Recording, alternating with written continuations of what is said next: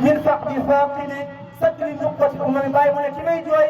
mooy ki bokk ci xeet bi nga xam ne mooy xeetu yonent bi sallallahu alayhi wa sallam bàyyi mu ne man kooku lay jooy nga xam ne dafa jugee ko ci xeet bi te moo nekkoon sang xeet bi bàyyi mu ne man kii lay jooy ñu ne koo kan la mu ne aj wadul këram mooy bu tabe ta baax ibnu aj wadul këram mooy bu tabe waa ta baax ibnu aj wadul këram mooy bu sëtu tabe bu baax ibnu aj wadul këram mooy sëtaatu su tabe ta baax ñu ne bàyyi lii ak léem la xamul ci dara mu ne xayril baraaya boo xamul kooku mooy ki gën ci mbindeefu yàlla yi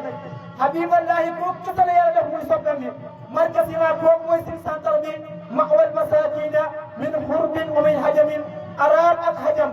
miskin ak buur bàyyi mu ne kii seen centre bi mooy yonent bi sallallahu alayhi wa sallam kuy yàlla di jox mu ngi lay joxe si yonent bi waaye kuy buur boo soxlaa yàlla la joxe si yonent bi mooy miskin ku lay jox bàyyi mu ne mooy yonent bi sallallahu alayhi wa sallam loolu moo tax bàyyi mu ne kii moo bokkoon ci xeet bi bi mu dikkee rek bi mu dikkee ko bàyyi mu ne kii day jooy yàlla wax ci alquran ne wa ma saahibukum bi majnunin wa laqad ra'aahu bil ufuqil mubinin wa ma huwa ala al-ghaybi bi dalilin mu ne wa ma saahibukum gis ngeen seen àndandoor bii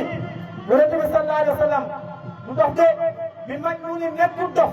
kii di seen biir nekk ci xeet bi nekk sang xeet bi alquran mu ne kooku dox de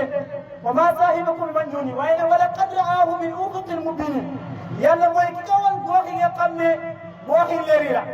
yàlla moo woy yonent bi sallallahu alayhi wa sallam gox yi nga xam ne moom la yàlla bindale ko ay goxam yàlla war ko yonent bi sallallahu alayhi wa sallam waaye nag bàyyi mu ne xalal xaybi bi dalilin yàlla mu ne yonent bi sallallahu alayhi wa sallam nañ ci xaybu ndax moom mooy ki xam xaybu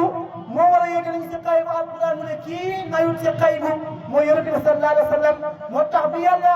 wàccee yonent bi sallallahu alayhi wa sallam rek ñu bëri dañoo defoon ne yonent bi ak dox la yàlla wàcce ay alquran ne